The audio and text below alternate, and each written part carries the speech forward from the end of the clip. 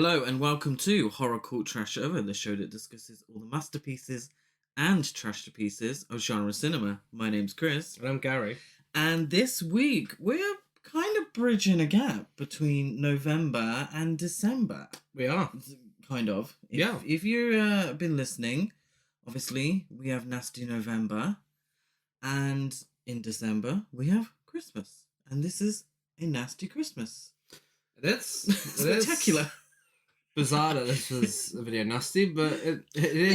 Yeah. So let me explain myself because that didn't come. That wasn't very clear. We're talking about Christmas Evil. Yes. Also known as. Better watch out. You better watch out. Oh, I better watch out. Excuse me. That's right. But yeah, no. It was on the video nasty list. It was, and we just spent a month talking about the video nasties with some fabulous guests, and it's also a Christmas film, kind of a little bit Thanksgiving as well. Yeah, so it's good timing for it. Yeah, we are starting that Christmas schedule and getting you in the Christmas spirit with a dark, thought-provoking and disturbing character study. Yes, yeah, with some weird dark humor in it as well. Yeah, so it's an interesting. Yeah, it's a very interesting film. It's John Waters' favourite Thanksgiving and Christmas film, so yes. I think that tells you everything you need to know. Definitely. It's written and directed by Lewis Jackson, who also did The Transformation: A Sandwich of Nightmares. Right. He came up with the idea. That's all he did, by the way. He came up with the basic idea for this film after smoking weed one night during the 1970s and seeing a vision of Santa Claus holding a knife. And then we got this entire film. Oh, well, okay, yeah. Although the success of Halloween ultimately allowed this film to be made, this was written earlier. Jackson doesn't consider this film to be a slasher film, but rather a film that has more in common with Frankenstein. Yeah, no, absolutely. We're going to spend the majority of this episode telling you how this isn't a slasher film. It's got slasher elements towards the end, but I don't know why this is on 88 Films' Slasher Classics collection. Sorry, guys, if you want to sponsor us, still do, please. But this is, this is often referred to as a slasher film, and I'm not entirely sure why. It's thrown in with the slasher films. Yeah. Because in 1980, it was marketable to be thrown in with the slasher films. Yeah. And got onto the video nasties because of the whole Santa, murderer, what's that film? Silent Night, Deadly Night? Silent Night. This predates Silent Night, Deadly Night. Predates that, but Silent Night, Deadly Night was the one that got all the backlash. That's the one that got the Santa press. is a murderer. Yeah. But that was around the time of the video nasties, so this would have been put on the list because it's Killer Santa. Yeah. It was made on a budget of $850,000, and I don't know how much it made worldwide, but what I can tell you, and what I can provide you with, are some quotes from comment cards given out after test screenings. Yeah. Brace yourself. Now, take in mind, this is 1980. Or maybe 1979, depends when the screening took place. Oh, yeah, I'm going to say 1980. It was rated fair by a 31-year-old male who said, "It beats Bing Crosby." Now, I'm not going to tell you all of these. There are more out there. Go and have a look, but I'm telling you the best ones. Rated dumb by a 25-year-old female said, "This movie sucked. I wasted a good 2 hours of my time." Rated fair by a 23-year-old male who said, "What was this supposed to prove?" What do you mean, what was it supposed to prove? Why did it have to prove anything? It proves that seeing your parents having sex is going to ruin the rest of your life. I know, yeah. Rated poor by a 25-year-old female who said, "Should not be shown around Christmas. It'll give weirdos bad ideas." Now, I reckon the Tories in the UK saw that comments card and were like, "Do you know what? 25-year-old female." It sounds like Mary Whitehouse. You're onto something here. I think we're seeing a target audience form here. Yeah. Rated stupid by a 25-year-old female who said, "I like Harry. Where can I meet him?"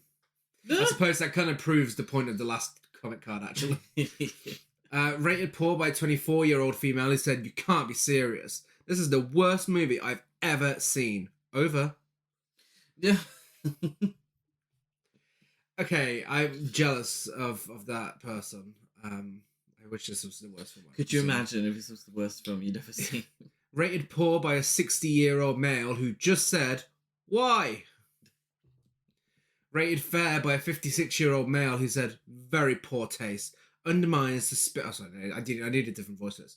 "Very poor taste. Undermines the spirit of Christmas. Yet another reason to get Santa out of Christmas." Oh. Get a fucking life. Oh, wow. Bloody hell. Rated... Somebody's taking it way back, aren't they? Fucking hell. Rated poor by a 36-year-old male who said, "It's so amateurish, the movie is hardly worthy of any comments. I'm truly sorry that I came to see it." Oh, no. You didn't pay for it, did you? Rated poor by a 31-year-old male who said, "Tedious, boring, and a real waste of time. Lack of dialogue." No, there's not. No, I don't think it's a bad thing. It's definitely a slow burn. Yeah. Character study. But I'd say there's through a lot of dialogue. Do you think There's a fair bit. If you go on to IMDb and you go onto the quotes section, there's only actually 3 quotes. Yeah, it's not the most quotable film. No, but I feel like a lot of it is kind of dialogue free. Do you not think a lot of the scenes where Harry's by himself? I suppose, yeah. You know, Harry is a loner at heart. You know, yeah, that makes sense. Not through choice. Rated fair by a 62-year-old male who said, "Bad title and bad ending." I mean, you're wrong on both of those things. Stupid title, but it works. Rated fair by a 57-year-old male who said, "Movie drags, poor for children." Don't think it's made for children. This is where the rated R comes into things. Rated good by a 28-year-old male who said, "Mob scene with torture seemed a little fake." Spoiler alert, the film ends with a van flying off into the sky. Yeah. And on to the final 2, and these are good. Rated very poor by a 25-year-old female who said, "You better watch out, was the weirdest, dumbest, stupidest, silliest movie I've ever seen." Again, look at you. And finally, rated poor by a 25-year-old, and in this sex section, whether it's male, female, or non-binary, but, it was 1980s, so people pretended it didn't exist back then. That's a whole other conversation. Instead, he put sex, yes please. Oh my god. And in comments, he put walked out. Oh, wish it was Porky's. What a cool guy. Nothing like Animal House. With that being said, what does that tell you about audiences in 1980? They weren't ready for this. I think a lot of them, yeah.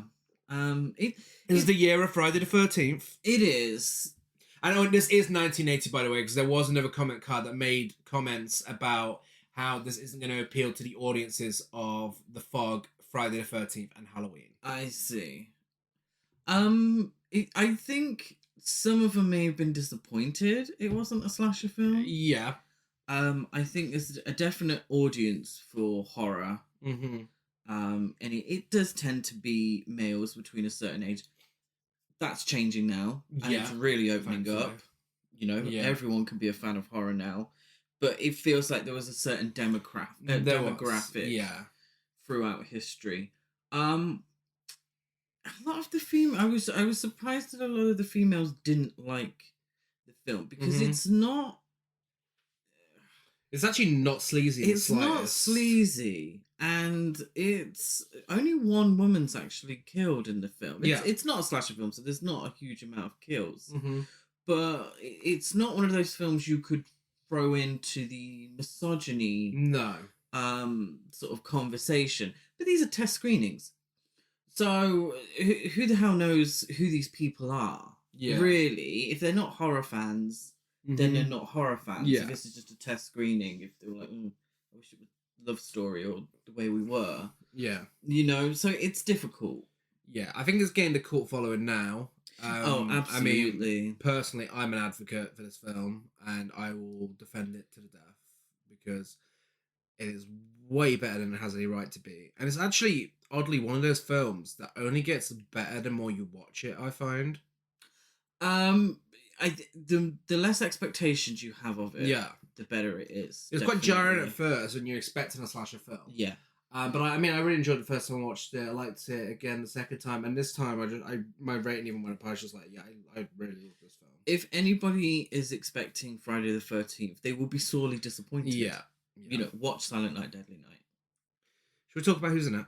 Absolutely, in a section we like to call, "Hey, are you Fiona Apple's dad?" Really? Yeah.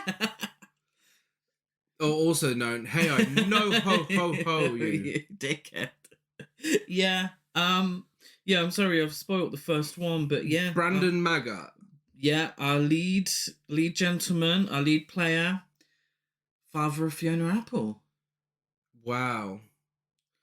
That's wow. I had no idea Fiona Apple was Nepo baby. Wow. Well, I don't know. In Christmas Evil, is that Nepo? Wow. Also, he's most famous. Also the star of Dressed to Kill, Brothers. Yeah.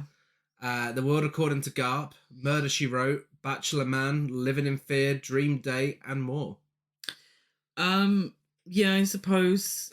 Well, maybe. I mean, regardless of what he's been in, and regardless of who he conceived, Brandon Maggart gives it's not a 10 out of 10 film, but he gives a 10 out of 10 performance. He is so fucking good.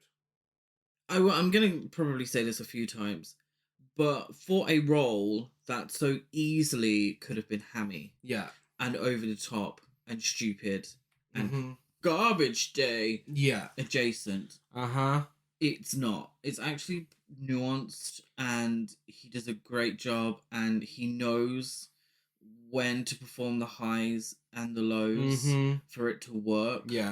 I think it's fantastic acting. It's a fantastic performance. It's shocking that he didn't do more. Yeah. Because if you look at Letterboxd, as we're inclined to do, his most popular films are Dressed to Kill, which I had no idea he was in Dressed to Kill. Yeah. You know, he's certainly not a star player in that. And Christmas Evil. Yeah. So I think he was very much a bit player after this. Or maybe he did some TV that we're not aware of. Yeah, I think it's disappointing because this is a great performance.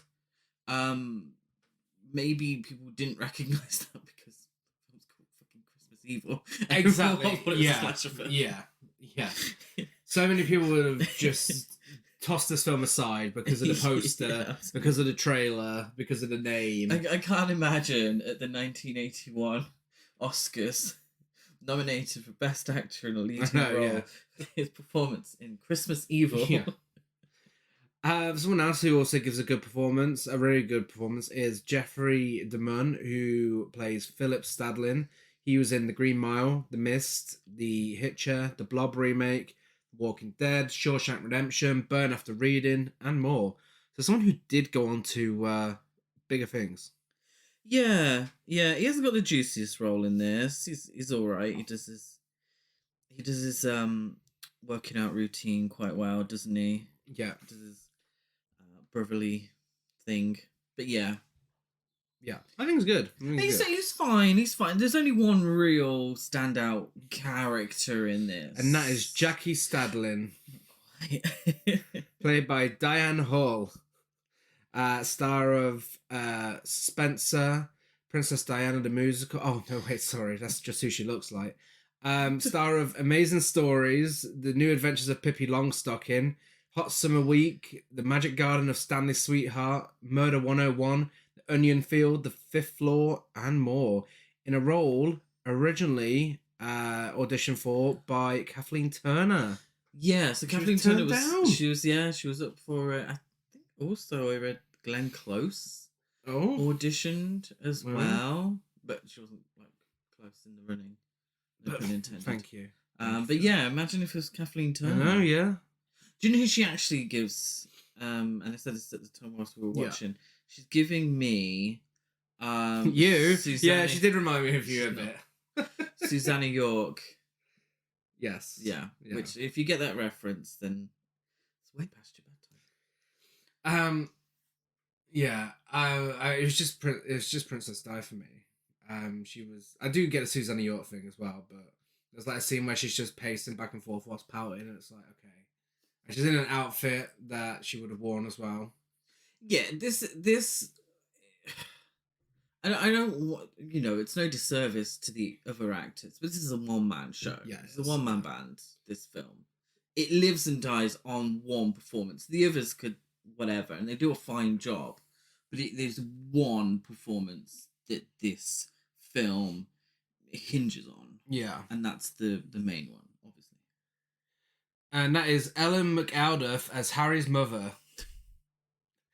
Star of Maximum Overdrive, Little Man Tate, Working Girls, with an S, sorry. JFK, Imposters, Chain Letters, Dead End Kids, Desperate Hours, No Looking Back, and more. She is the star of the show because it's all her fault. Her wanting to get down and dirty with her husband on Christmas Eve. Working Girls. A Working Girl is one of my favourite films for anyone listening. It's the sequel. It's not the sequel. It actually came before Working Girl. Prequel. It's a Lizzie Borden film, and it's about a lesbian college graduate trying to bankroll her own photography business who works as a high-priced New York escort, and it looks amazing. That is now added to my watch list. That is on my watch list as we speak. Shall we talk about our feature presentation, which sadly isn't Working Girls? It's evil. Yes. This Christmas, Santa's going to make everyone happy. The grown-ups and the kids. Christmas evil. The non-believers.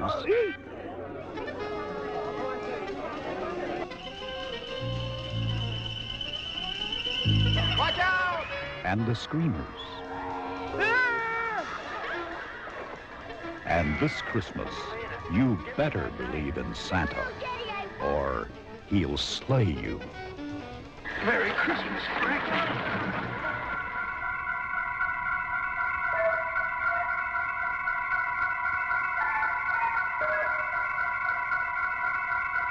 Christmas Evil, the night he dropped in. So, in suburban New Jersey, on Christmas Eve 1947, do you appreciate the snow in this film? Yes. Some of it looks very fake. Well, just so you know, it was actually cut up pieces of plastic bags thrown around by a fan. What have we done to the world? What have we done? So we're in New Jersey. No, I've got no Real Housewives. Teresa Giudice. It's Christmas. Waking up in the morning. She's got on sprinkled cookies. Thinking about so many things. She's been delivered sprinkle cookies, and she doesn't like sprinkle cookies. No. It's a Teresa reference. Santa Claus arrives down the chimney. Is there like iconic housewives Christmas moments? It's usually in the Hamptons, isn't it? Yeah. No, the Berkshires. Berkshires. Yeah, you're thinking Bluestone Manor. You're just thinking of Barefoot Contessa. I am, yes. Santa Claus arrives down the chimney whilst a young boy named Harry Stadling and his younger brother named Phil Stadling and their mother, who doesn't get a name, watch him from the stairs. No, this is great, this opening scene, because it's kind of like a bit of magic. Like, his feet appear. Yeah, it's a little confusing. That's a well-greased chimney, because he manages to go down the chimney and go up the chimney with quite a bit of ease. Do Americans, and I know we've had a few on the podcast, but it's not really a sort of question I'll ask them. And most of our listeners are in America. You must be so confused, bless you. And please write in and tell us, do Americans, it's going to be a stupid question, but did the dads actually dress up as Santa and go down the fucking chimney? Because, I mean, why is this a normal thing in this film? And also, you know, there's obviously the famous quote from Gremlins as well, the depressing quote. It's kind of like, and there's always the gag of people getting stuck in chimneys and stuff. It's like, where does this come from? I mean, we obviously know the lore of Santa coming down the chimney, yeah, great. But in films, sometimes they act like the dads actually go down the chimney. It's if anyone's ever done that, props to you. That's a lot of effort to tell a lie to a kid. Yeah.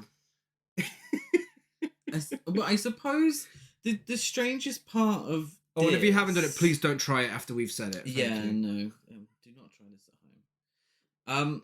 The strangest part of this is the fact that the kids and the mum are sat on the stairs. Yeah. Not stealthy at all. No. They're very clearly there. And they watch him come down the chimney. Yeah. So, Excuse me. Well, he actually does come down the chimney later. And then he's putting all the presents out in search. Where was that? Oh yeah, like why are they watching him? I thought the whole idea is that Santa doesn't come if you're Santa doesn't visit if you're watching him. But then they're watching him. Yeah. I don't know. Yeah. Let's not think too much into it. Yeah. I mean, let's take in mind this family's troubling representation of Santa is what causes a guy to kill people, so it all adds up. Another piece to the puzzle. He leaves the presents and Silent Night, Deadly Night. Yeah. The guy that dresses up as Santa. Yeah. Goes into his daughter's window. Yeah. As she's sleeping. Mm-hmm. Why is he dressed up as Santa to do all that if he doesn't want to wake her up? Why is he going through her window is the question. Exactly. It's fucking this ridiculous. is very confusing. I mean... This whole Santa... I'm sure we had this conversation on that episode, I so go saw back and Mummy listen to kissing that. Santa Claus. This whole shebang around Okay, that. don't even get Very me started on this fucking confusing. bullshit. Why is the law that Mum is so fucking horny that she cannot wait until he goes back to bed and takes the Santa outfit off? She has to get him by the tree. Excuse me? We watch that Golden Girls episode every single year. Blanche Devereaux loves a man in a Santa suit. That's true, but that's one woman. I mean, like, this law's gone on forever, and then you get to the Slade song, and it's like, what does your daddy do when he sees your mum kissing Santa Claus? Honestly, Noddy Holder, what the fuck do you think he does? He's probably fucking going ballistic. Also, that is the dad, so if there's two in the same place, that's going to be a real complicated, what the fuck am I talking about? I feel like we've lost control. Do you know what I mean? Like, that lyric is so fucking dumb. Merry Christmas, everyone. Anyway, are we done with this? Maybe we just didn't have parents that cared enough for us No, we didn't. to dress up as Santa. No. I don't even remember leaving. Well, my granddad dressed as Santa once. Oh. Yeah, fucking terrifying. Jesus. But yeah, no, I fucking hate this whole mummy kissing Santa Claus thing. Drives me mad. Anyway. I feel like taking it a little too seriously. Yeah. Well, I mean, someone does take it too seriously in this film. Way too seriously. Santa leaves the presents and his milk and cookies. Philip laughs. Santa spots him and disappears up the chimney before riding away on his reindeer. So there's a little glimpse into Harry's psyche. Yeah. So do you think that this is a question that we can ask for the whole of the film? Yeah. Do you think it's all in Harry's head? Because I don't feel like his dad could perform the chimney escape. I mean, he appeared there like, you know, Dorothy trying to leave Oz. Like, his feet just appears. Yeah. So it's kind of like, yeah, that's obviously his imagination. His dad's not actually magic. Or else, in a few minutes, the woman he's trying to pleasure wouldn't be just laughing at him. But yeah, no, I think that's definitely his imagination. I think they're actually watching the dad there putting the presents out. But I think the appearing in the chimney is definitely imagination. Yeah, but how much? So are we seeing the film? Yeah, from through Harry's his eyes. perspective. So what we have for a lot of the film is Harry's viewpoint. Yeah. So it's an unreliable narrator, as they would say. So I think that very interesting. Very interesting in terms of rewatches of the film and realizing, like, oh, okay, what is true and what is not in this whole thing. Harry's like, oh god, I can't believe Santa's there. Philip's like, you're a fucking idiot. Like, that's obviously Dad. So Harry gets all upset about it and goes downstairs and finds, what does he find? He finds his mother being sexually groped by Santa Claus while she just stands there laughing at him. I'm gonna be honest here. All that he really does is rub her in a thigh. And he does it for a very long time. I don't know how traumatic this would be. You know, I don't wish to judge. But for me, it's just a bit of a thigh rub. It's so weird how we had this era of this big wave of slasher films and horror films in general, where kids see their parents getting it on and it leads to them being killers. It's a very strange one. Obviously, everyone's favourite genre, clearly. Since Psycho, the mother, murderer, entanglement has been at the forefront of a lot of these slasher films. It's a weird one though, because I don't know, I don't wish to judge anyone else's trauma, but in terms of what could happen, seeing his mum getting a thigh rubbed from Santa, I don't think this is the reason. But this is also him realizing that that Santa Claus is his dad. Yeah. So I feel like that's in this film. I feel like that's the bigger trigger rather than the thigh rub. We just needed a little sauciness for the trailer. Yeah, basically. Yeah. And also going back, if Mummy wants to kiss Santa Claus, then you know what? Good for her. Good for her. We're sex positive on this podcast. But I she's cheating on her husband. Well, I mean, depends who her husband is. But the problem is, the thing is, you know, Melania Trump kisses Santa Claus. I hope she does. Props to your mother. But the thing is, you know, it's the point I'm trying to put over is it's kind of misogynistic. There's always the assumption that Mummy's kissing Santa Claus. Why isn't Daddy kissing Santa Claus? Is what I want to know.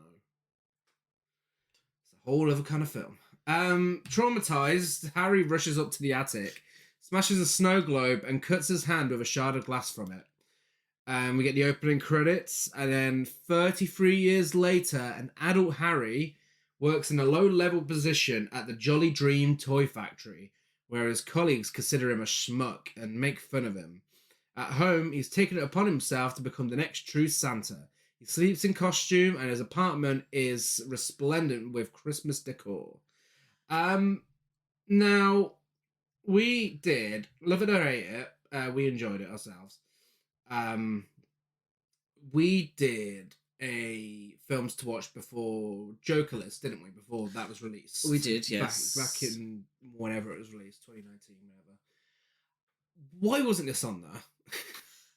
Because this is pretty much cinematic parallels throughout a lot of this. A lot of the same plot. But of course, it makes sense because I think this in itself is taking a fair bit from Taxi Driver. Yes. And the fact that someone sat down one day and thought we need a Christmas Taxi Driver, that is fucking wild. Yeah. I believe that this film has way more in common with the American New Wave cinema of the 70s than it does the slasher films of the early 80s. Yeah. It's Travis Bickle in a Santa suit. Yeah. It's somebody struggling to deal with their own mental health issues and how they perceive society. And they struggle with interacting with the world. In Harry's case, it's the adult world. He doesn't struggle in interacting with children. And we'll obviously discuss that as we go along. But it's very interesting. Also, Frankenstein, massively. Oh, yeah. The moment I found out that he was influenced by Frankenstein, you can see it. Yeah. In numerous scenes. Yeah. I think with age comes new ways of interpreting things as well, and I definitely think that you could look at this as a way of commenting on the lack of support for mental health problems back in the late 70s, early 80s, and the stigma surrounding, because this guy's here alone he hasn't really got the attention he needs from his family, and he certainly hasn't got any sort of medical help or anything. No. And he believes he's Santa Claus and goes around killing people. So in one way, I suppose, if you look at it in black and white, it might be bad mental health representation, but if you look into the deeper meanings of it, which may not have existed at the time, but I think can be added to it now, which would make a lot of sense, it's actually just a look into that time and the lack of support available. Yeah. Not that I think people went around killing people. No, it's obviously an extreme, and it is a horror film, and there's always going to be that grey area with horror and sort of its depiction of mental illness. Yeah. I think this does a good job, but also recognizing it's 43 years old, so we would like to see things a little different. Yeah. This is when it gets really creepy quite early on. He spies on neighborhood children to see if they're being good or bad, and keeps detailed records of their behavior. So he thinks Scotty's a good boy, because he takes the trash out. He thinks Susie. Now his relationship with Susie is really uncomfortable. He's just like, oh, such a pretty little girl, such a good girl. That's fucking weird. And then there's Mos Garcia.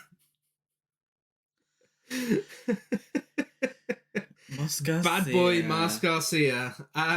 So he's definitely bad because he's reading Penthouse magazine with Debbie Harry on the front of it. And he's cutting out a photo of a topless beauty. Harry is fuming. Yeah, he's fuming because Mos Garcia, he's cut out this topless photo of this woman, and for some reason is holding it away from himself so that Harry can see it through the window. It didn't quite make sense to me. Can I ask a question? Yeah. These kids' parents never heard of a net curtain. Like, you can peer right through the fucking window. There is literally a creepy old man looking through his window watching these children because he can. Yeah. Is it a thing in America, net curtains?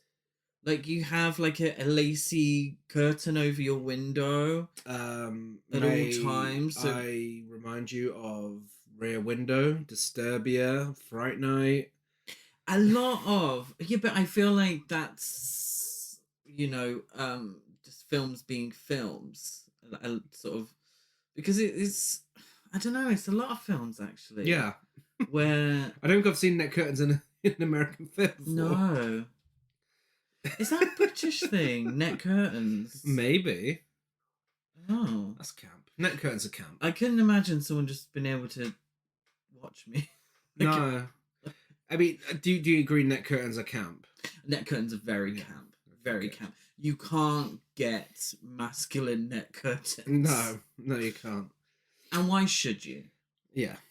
Harry's co-worker Frank asks Harry to cover a shift on the assembly line in order to be with his family. Can I just backtrack just slightly?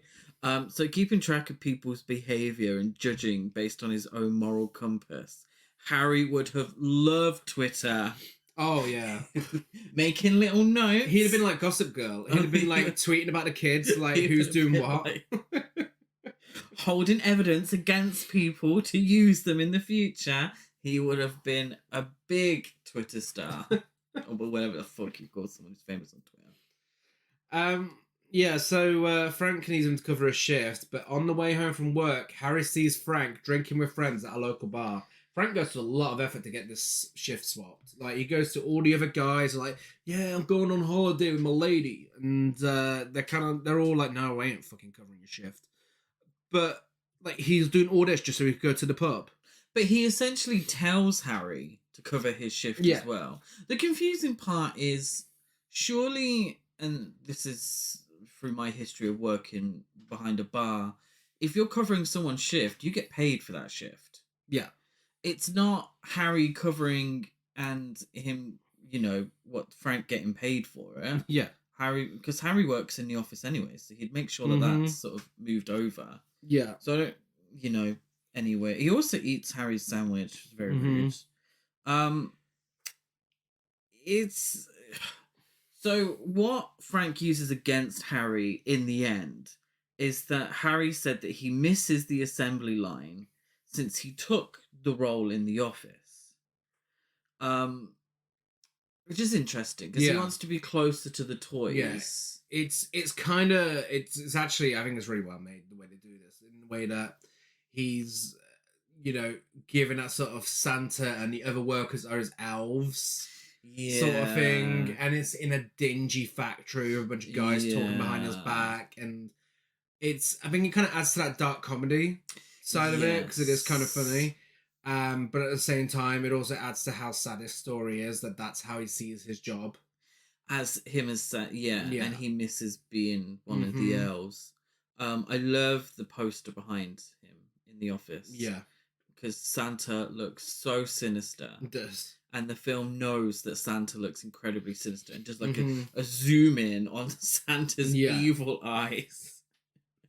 And there's these moments of dark humor. It's a bit like Texas Chainsaw Massacre, where people don't recognize the dark humor because the rest of it's so dark and sad and depressing. Distressed by Frank's duplicity, Harry breaks one of his dollhouse figures whilst humming Christmas songs. Okay. I don't know if you noticed, but do you not think Harry's running is rather camp? It is a little camp. Because he runs away from the bar, runs home, and it is... I don't know, people running in public with no explanation. Yeah. Like, I don't find marathon runners camp. No. But running for no apparent reason, it's camp. But I think it's a character choice with the fact that he's so obsessed with Santa, that he's this cartoonish... Whoa! That he runs like a little kid on Christmas morning. Yeah, it's... Like, he's... Yeah. It's... I think it's a deliberate decision, and it just adds to this fantastic performance. He goes to spy on his brother Phil, where he's getting some with his wife Jackie, and Harry has some flashbacks to when he was a kid. Well, they're getting a little frisky on the sofa. Yeah. I think that this is Harry's imagination. Okay. I don't think that Phil and his wife Jackie would get frisky on the sofa with the kids only just going to bed. Yeah. I don't think that's... I think that's all in his imagination. Yeah, that makes sense. Harry's... Yeah. Again, could have done with some net curtains or at least closing the curtains. The following day, Harry cancels Thanksgiving dinner with Phil and his family. I've watched way too many Brian De Palma films. You have. To be keeping my curtains open at night. Phil has been constantly angered by his brother's odd behaviour, whilst his wife Jackie is more sympathetic. Yeah, and that's... Again, we're looking at what Gary touched on earlier. None of that support. So his brother's not very supportive. And later on, his brother says, I wish I just had an older brother like everybody else.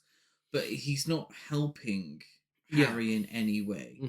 Harry is, in many ways, one of the forgotten people in a city like New York. Yeah. Such a big city. He's one of the forgotten people. Never married, never had any kids, wasn't able to sort of be as social as others, very lonely, struggling with his mental health, and forgotten, even by his own family. And someone like Jackie is sympathetic, but also... in many ways also complicit. Yeah. Because she's not active. No. In trying to help. She kind of sort of tells her husband, oh, well, you should treat him a little nicer. But she doesn't force it to happen. She doesn't say, no, you better start treating him better. Harry spends Thanksgiving at home making a Santa suit and painting Santa's sleigh and reindeers onto his van. Harry bumps into the neighborhood kids on his way home from buying groceries, and again he's really creepy with Susie. Oh, Susie, you look so beautiful today. Well, Susie's a very well-behaved girl. Yeah. She gets up, she gives him a little curtsy, says thank you very much. Yeah, it's fucking weird. Yeah, no, he's weird. So I don't feel like the intention in 1980 is for him to come across as predatory. No, it feels that way now. Yeah, but again, it's like a workplace thing, isn't it? Yeah, I don't feel like that's the intention.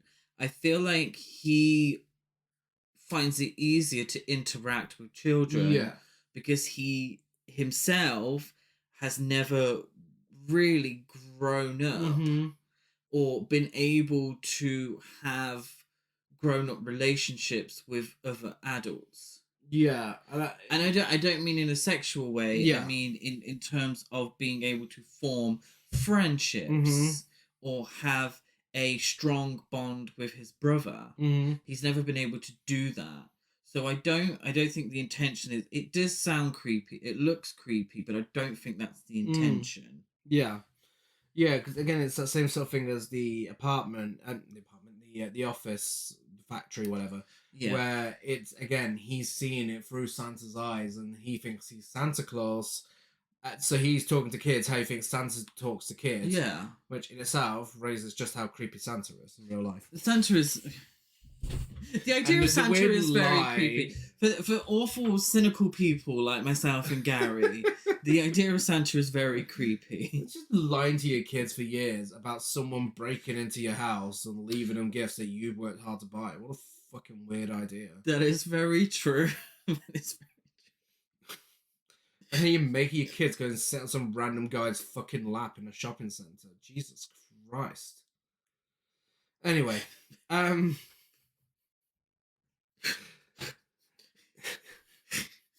It's giving Patty and Selma, aren't we? Well, I hope no kids are listening to this. Surprise, kids! Santa's not real. Shouldn't be watching this film anyway. You definitely shouldn't be listening to this podcast. That's very true. That's very true. You are the problem, not us. So the kids are like, "Hey, Harry, what did you wish for today?" And he's like, "Oh, I wish I was magical." One of the other kids is like, "I wish I could make all the other school kids go away." And everyone's like, "And I wish I was a firefighter." That fucking little bastard Moss is like, "I wish I had a lifetime subscription to Penthouse magazine."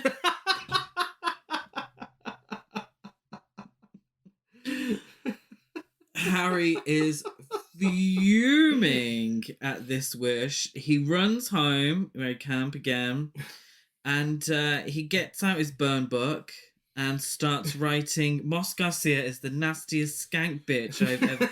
Excuse me, sorry, wrong film. He actually starts writing down... With a picture of Susie on his desk, so, by the way. Yeah, we need to... Okay, this is creepy. Even in 1980, this is creepy. Yeah. How did he get a random photo of Susie Lovett? Yeah. I don't get it, because it's also like a professional headshot. But he turns it over and says, "Susie, you're such a lovely little girl, and you don't want to be seeing any of this I'm about to write down." And he writes, "Moss Garcia throws rocks at dogs." Now that I don't agree with. Uses profane language. Picks his nose. Impure thoughts. Negative body hygiene. How are you getting that close? You can sniff it. Moss Garcia is the MVP of this film. He's such a bad boy and does not give a shit what anyone thinks of him. Harry runs over to his house and spies on him through the window. He's there watching a horror film. Yes. Well, which one is it? I don't know. Because... I feel like I reckon... No. Oh, no, it's later on, isn't it? You don't see it. No, you can only hear it's the Lauren and Hardy one's later on. Yeah. Harry covers his face in dirt and leaves prints of his hands and lips on Moss Garcia's wall. Moss Garcia's mum takes him to the car and he's like, "I want to stay at home and watch TV." And his mum's like, Who do you think you are? Your father? Harry what then, a line. It's again that humor, isn't it? Harry hides in the bushes and scares Moss, and Moss thinks he's a monster, and Moss's mum gives him a slap for telling lies. And then she says, you would ruin my one night out. I feel like the sequel would have been Moss as the murderer. Yeah. Too much penthouse and an awful relationship with his mother would have made him... Well, now would be about the right time. Come on, A24. Get that requel made with Moss Garcia in the lead. He's finally got his lifetime subscription to Penthouse magazine. He works for Penthouse magazine. Oh God, is that still going? At the company Christmas party, the owner of Jolly Dream, Mr. Wiseman, announces that the company will donate toys to the children of the local hospital, provided production increases sufficiently and the employees contribute with their own money. This is the dark humor. Yeah. This is it's definitely a comment on what we would later know as sort of yuppie culture. Yeah. Really big businesses taking advantage of the little man. Mm-hmm. Very, very against what Santa Claus would do. Yeah. With his elves. Oh wait, is he paying his elves? Is there an elves union? Now that's the film I want to see. The elves union. Mr. Fletcher, one of the company's high-ranking executives, introduces Harry to new training executive George Grosh, who devised the donation scheme. Harry is angry at both for not really caring about the children. That night, he fills bags with toys he stole from the factory and other bags with dirt. Meanwhile, back at the party, everyone's having a boogie to Santa Claus is Coming to Town, the disco version by the Mistletoe Disco Band. This whole sort of it reminds me of this is a random reference, but Stephanie McMahon from WWE, she once tweeted that philanthropy is the future of marketing. And we were like, don't think you were meant to tweet that out. But it's very much that. This George is like, he doesn't even know how many children need toys or anything like that. He just thinks it's a good marketing scheme to look like you're giving stuff away when really you're benefiting from it. Because number one, you're forcing your employees to work more, and secondly, you're just taking money from them anyway. On Christmas Eve, when things start getting really dark, whilst gluing a Santa beard to his face, Harry enters a weird state that has him convinced that he is truly Santa Claus. Yeah, so definitely he's disassociating now from reality. Yeah. We could argue that he's been slowly doing that throughout the whole film. Oh, yeah. Potentially, he had disassociated the first time we met him. Yeah. 33 years later. Because we don't know what's happened in those 33 years. So we're sort of slowly seeing him come to the end of this disassociating from reality.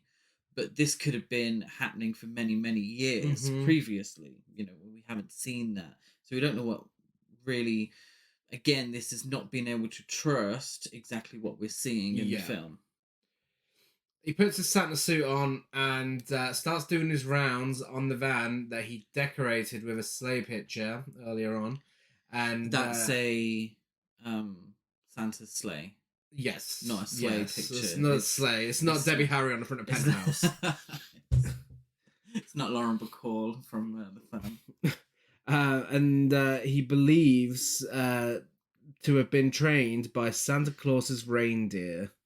Can you name Santa Claus's reindeer? Absolutely fucking not. No, I can't either. I'm a fucking weirdo. He's like Dixon, Vixen, go. Like Rudolph. Richard Nixon. Prancer, Dancer. Okay, maybe we are weirdos if we just named them. No. Anyway, whatever. He first sneaks into... If there was a radio competition to get a Turbo Man right now... Oh, shit, yeah. Useless. He first sneaks into his brother's home and delivers toys for his nephews, then leaves a bag full of dirt at the doorstep of Bad Boy Moss. It's what he deserves. Later, Harry drops off toys at the hospital where he is greeted miserably by the doorman, but cheerfully by the rest of the staff.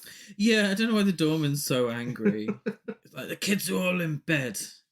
But another hospital worker says, can I ask, who donated all of this? And Harry responds with, people who didn't know how generous they could be. This was around the same time Good on you, Harry, lad. This may have been around the same time when Stella was going around kids' hospitals. It was... What a weird time for poor kids in hospital. Yeah. No, we're not talking about... No, certainly not. him. No, yes. No, certainly not. Jesus Christ. On the street, Harry is taunted by Khaki, Charles, Peter, and Binky. People who are in the film. I feel like these names are a parody of, again, yuppie culture. Yeah. It's 1980, so we are getting into that. It's quite early on. Reagan's only just taken the White House. But it's getting to that point. Yeah. So I actually think it's quite ahead of its time, really. It is set in New York. But Binky, come on. Yeah. Khaki. What the fuck? They leave a midnight mass, and Harry brutally murders them in a fit of rage with a toy soldier and a hatchet. The most iconic one is the guy who gets the toy soldier's sword right through his eye. Yeah. And it's fucking detailed as well. Mm-hmm. Yeah, because Harry says, I have something for you, and he says, I have superlative taste. And then gets it in the eye. This is where I say this is the marker. This is the point where it turns into a slasher film. If there's any point where it is, this is the moment. This is the slashery moment. This is probably its association with a killer Santa, but I think this scene is also why it was a video nasty. Yeah. This featured quite heavily in the marketing as well. So yeah, it's pretty gory. It's pretty cool, actually. Yeah. The yuppies got what they deserve. Later, Harry is welcomed at a neighborhood Christmas party where people think he is just some harmless Santa impersonator. He dances and cheers everyone up and makes sure the attending children know they will have to be good boys and girls to receive their gifts. Everyone at this party has at least 3 other people who look exactly like them. Some inbreeding going on there. Everyone looks the fucking same. I love that this is a great bit of tension building. This scene, because we've just seen him kill. Is somebody going to upset him? In the party, is he going to kill again? Also, how much of this scene are we believing? Yeah. In many ways, this sadly could be seen as the happiest moment of his life. This is him being sort of embraced as Santa. Everyone refers to him as Santa. No one asks him who's underneath the costume. This is Santa. He's got gifts for the kids. And he's being treated as Santa would be. And this is in many ways the happiest moment of his life. This is what everything has been building to for him. I question how much of it is real. Which I think gives another edge to the film. Yeah, it makes sense. The fact that he just wandered into this party. He's dragged in, isn't he? They find him and they do drag him in, but they start doing dances and everyone sort of treats him so nicely. And the kids, they were asleep and they wake up. I don't know how kids could sleep for all that fucking racket anyway. But then they wake up and they're like, oh, Santa. You know, how much of this is accurate to what actually happened? Well, he then breaks into Frank's home, kills him with his sack of gifts, and a Christmas tree star, and leaves toys behind for the kids. Yeah. He has these flashes, doesn't he, of getting revenge on people. Again, we kind of think, well, Frank was a dickhead, actually. Mm-hmm. Does he deserve to die? No. But he was probably on the naughty list. Yeah. As well. Yeah. I would have put him on the naughty list. Mm-hmm. But we just couldn't see him kill Moss. No. I think that would have been a step too far. So Moss gets some coal on his doorstep. Yeah. But everyone else is punished sufficiently for being on the naughty list. I mean, if they remade it, Moss would definitely be murdered. But yeah. Yes. He makes a run for his van just as Frank's wife finds her dead husband. On Christmas morning, Harry doesn't show up at Phil and Jackie's house. Phil thinks something's up and is really pissed off with him, whereas Jackie is still defending him. They watch a news report by a guy with a killer 70s moustache. He's not ready to enter the 80s yet. He's not ready to let it go. This news reporter was apparently a kind of parody of Geraldo. Yeah. Who wasn't as known as he would go on to be in the 80s and 90s. But he was kind of... I don't know how to describe Geraldo. He would do, these investigations, but, Jeremy Kyle style, where it was kind of almost, making fun of people. Do you know what I mean? I don't... Yeah. Well, a bit salacious, maybe. That's what the power of YouTube's for, if anyone wants to know. Geraldo. Well, I feel like our American listeners would absolutely know Geraldo. The kids are teasing each other about it, and one of them was like, "It's gonna get you." I was like, "Well, I recognise that delivery."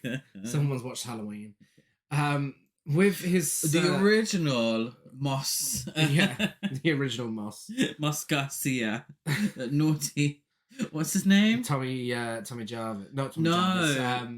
Tommy Doyle. No, who's the one? Oh, Lonnie. Yeah, Lonnie.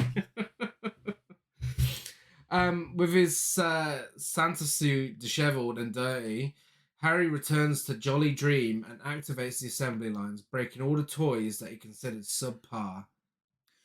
Okay, I don't know how it was back then, but those toys look really shit. Do you know what I think? They did. They did look really bad. They did, and this also brings me to our 10th Santa tangent. Something you brought up the other day. Why do we want kids to believe that Santa's making official branded toys? Is he not getting sued for this? Yeah. And this is the sort of toys in media, the toys they're making here, which actually belong to the producer who had his own toy line and toy factory. So no tea, no shade, but they all look a little cheap. And this is the sort of shit you can imagine. So it's kind of funny when people get PlayStations and stuff. It's like, what do you think fucking Santa made that? This is what were we thick. watching? It was Santa Claus Conquers the Martians. Thought-provoking film. Yeah, and they were making the toys, and I realized that in sort of Santa lore, Santa makes all the toys. And I remember distinctly when I was younger receiving from Santa Claus Mortal Kombat. And I thought, surely there's copyright laws against this, Santa. What are you making Mortal Kombat for? Sega will sue you. Santa discredits so many people. Oh dear. At the police station. Don't half get cynical with age, don't we? Fucking hell. There's the joy of Christmas gone, Gary. Oh, I wish it could be Christmas every day. Yeah. At the police station. No, you wish it could be Halloween every day. Well, yeah. I'm so unusual. You are gay after all. At the police station, there's a Santa lineup, and the detectives discuss how all of Santa's mythology traces back to New York. Is that true? No. I was under the impression that Santa was based on sort of Norse mythology, and then it became a pagan and went into Coca-Cola.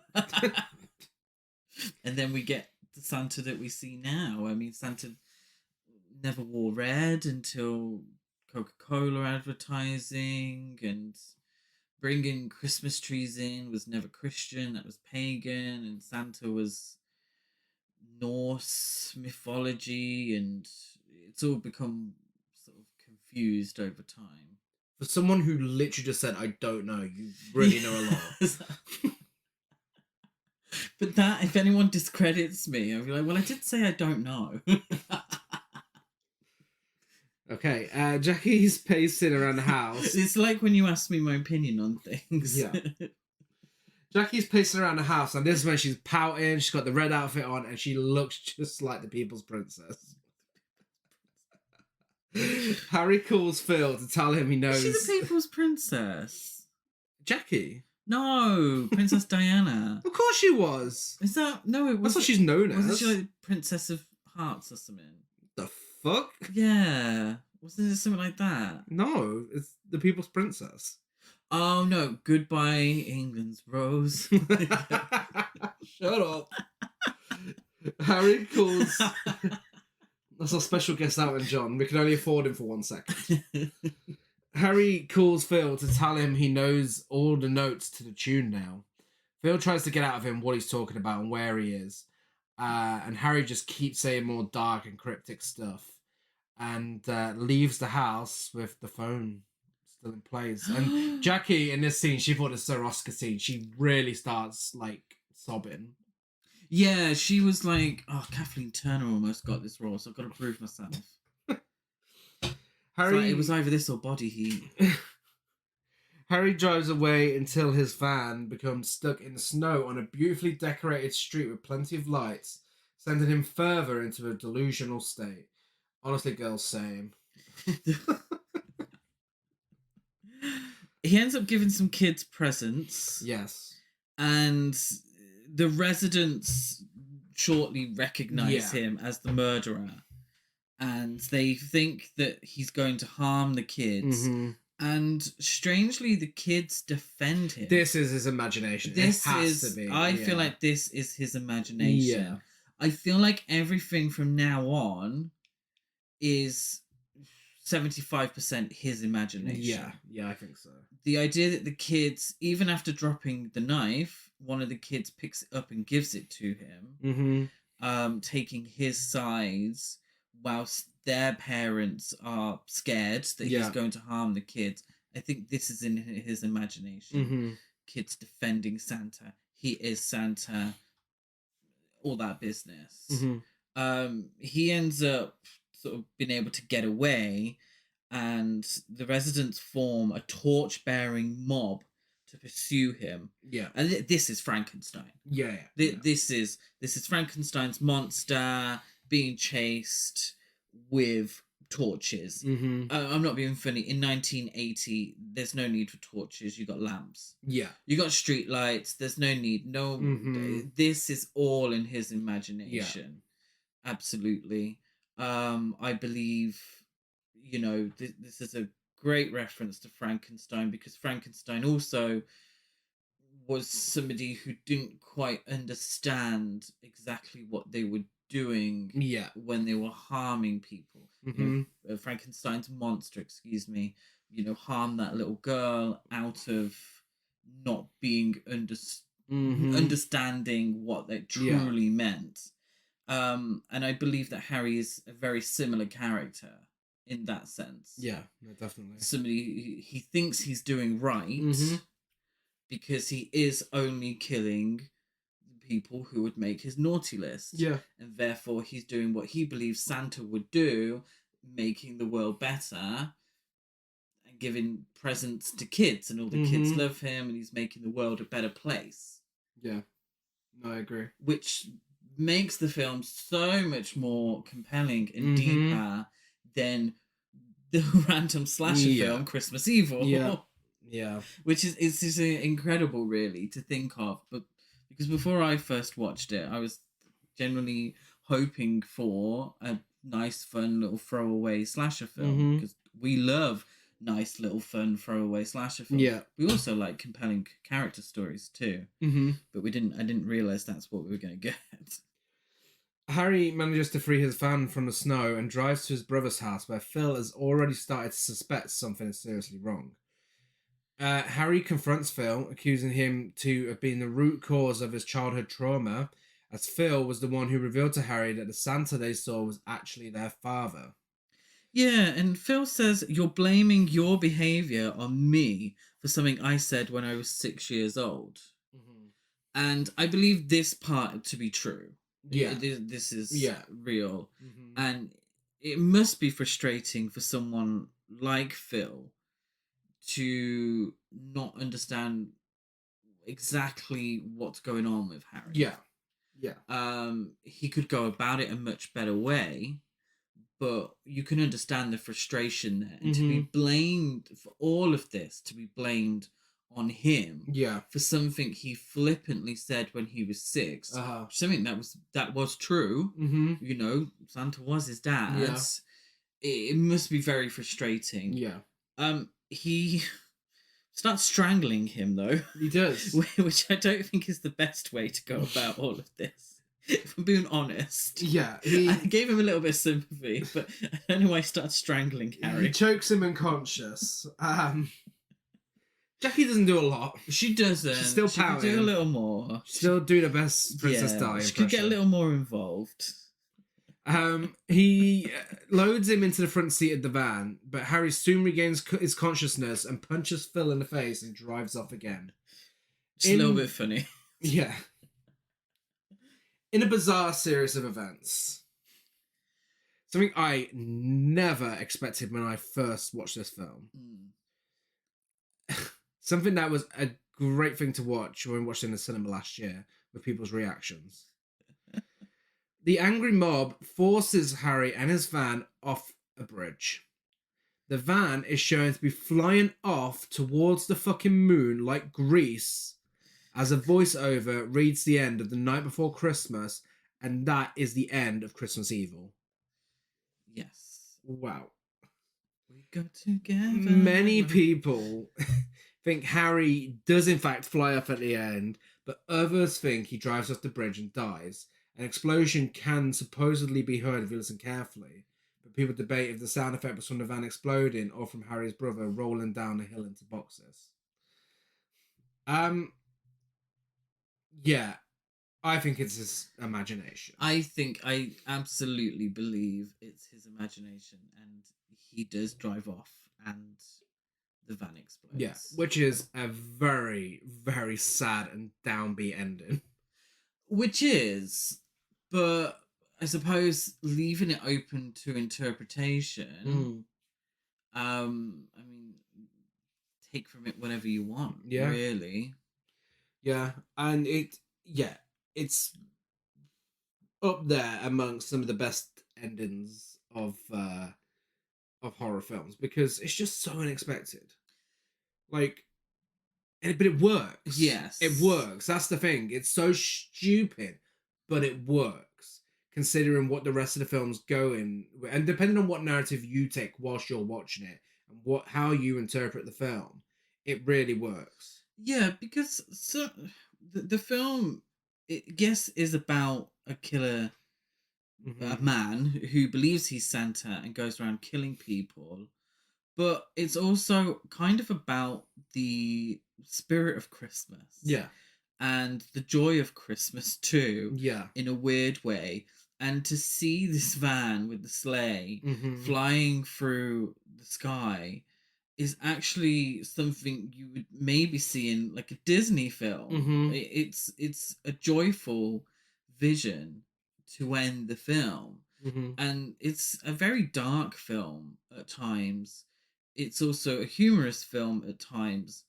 But I think ultimately it is about the joys of Christmas. It's a pro-Christmas film. Yeah. No, I don't think anyone's waging a war against Christmas. Happy holidays. Yeah. Any gammons out there? But I don't. There is no war being waged against Christmas then or now. But I do think it's ultimately what the film is about. Yeah. And what a film it is. Yes. yeah, genuinely just gets better all the time for me. It's such a great film, and discussing it for the podcast definitely just added to my enjoyment of it. And yeah, it's not your if you're looking for a chirpy Christmas film to get you in the spirit, probably not this one. But if you appreciate a good character study and a good Christmas horror film, this is your one. Yeah, it does a lot of things, and it does it so well. It's a great film. It's a great film. It's, a little slow at times. It could do be a little faster. I'm not gonna lie. But ultimately, it's really good. Really fucking good. Should we give it some awards? Yes, of course. Biggest queen has to go to Princess Jackie herself. I disagreed. I thought she was a little bland. Oh! I just thought little Susie Lovett. such a lovely little girl. Not even Harry's mum. No, little Susie Lovett. She was so well behaved. She had to get biggest queen. Wow. I gave that award for you, Harry. Biggest gasp has to be the fan flying away. For me. Yes, that's true. I went with the stab in the eye on the church steps, I suppose. Because it did feel like it came out of nowhere. Yeah. Of course, the biggest gasp is the Grease ending. Best dialogue I want to stay at home and watch TV. Who do you think you are, your father? I went best dialogue. Mos Garcia throws rocks at dogs, uses profane language, picks his nose, impure thoughts, negative body hygiene. And that's camp for me also goes to Mos Garcia. And Harry put in Mos Garcia on the naughty list because he has collected Penthouse with Debbie Harry on the front of one of the issues. Harry's running. It's a camp. The running's camp. I give it 9 lifetime subscriptions to Penthouse magazine out of 10. I give it 8 Debbie Harry Penthouse magazine covers out of 10. And Masterpiece, Trash Basic, or a camp or a bunch of fun. It's certainly not fun. Closest for me is Masterpiece. Yeah. I think few the edges ironed out. It could have really been a masterpiece. Yeah.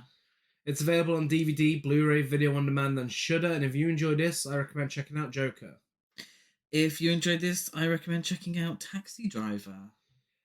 And also, what was your other one from earlier you said to me before we recorded?